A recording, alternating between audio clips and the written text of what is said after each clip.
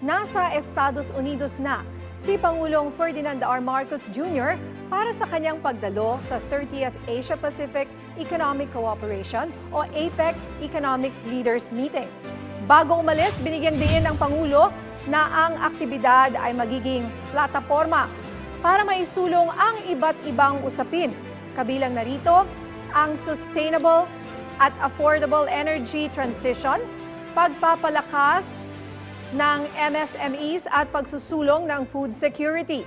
Pagdating sa Amerika ay agad na bumisita si Pangulong Marcos Jr.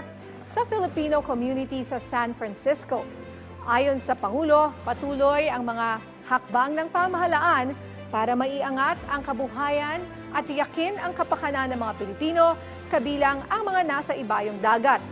Nakatakda ring bisitahin ng Pangulo ang Filipino community sa Los Angeles at sa Honolulu, Hawaii.